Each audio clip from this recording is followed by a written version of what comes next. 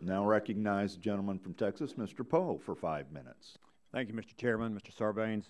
Thanks for inviting me to testify today. Today is a sad anniversary. It's the anniversary of bureaucracy, red tape, and delay. I think that's 5 delays with the permitting process. The Keystone XL pipeline was originally proposed in 2008, and the permit was applied for by TransCanada on September the 19th, 2008. But we wait 5 years later for a decision. As the chairman has pointed out, 5 years. We went to war in World War II on 2 fronts and won World War II in less than 5 years. Hoover Dam was built in less than 5 years. And we're not talking about building anything. We're talking about a signature on a permit on the dotted line. And it's the American people that pay the price for this inaction by government. There are 11.3 million unemployed Americans today. And some models say the Keystone XL pipeline project is expected to directly create 15,000 manufacturing jobs, 118,000 spin-off jobs that could help surely put Americans back to work. And some of these jobs will be in my state of Texas. The unemployment rate in Port Arthur, Texas, where this pipeline is to end, is 17 or 15.7%. Many of those unemployed are minority young adults. The pipeline will help some of them get back to work in high-paying, good jobs. And on top of that, the pipeline is expected to bring $2.3 billion just to the Texas economy. There are currently 13,000 refinery workers in Texas, and this will help keep those people employed and create more jobs. It's also important to remember this is not all about just crude oil.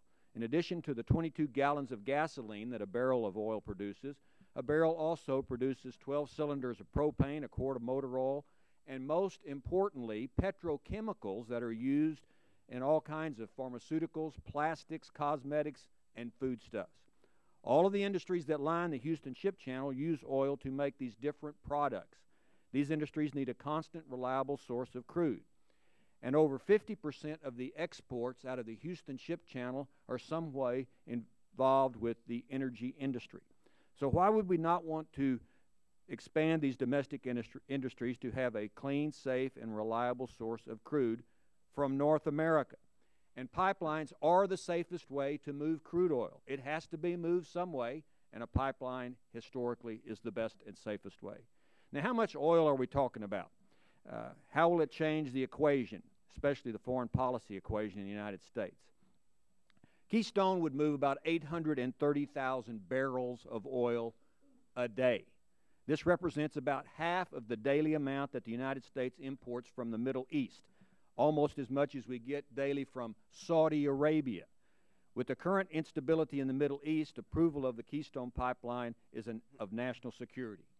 Mr. Chairman, we can help make Middle Eastern oil, turmoil, and politics irrelevant if we take care of ourselves and approve this pipeline. Canada is already the largest supplier of energy to the United States, meeting 12% of current U.S. petroleum consumption needs and 18% of U.S. petroleum imports. Canada's 175 billion barrels of oil reserves is second only to Saudi Arabia.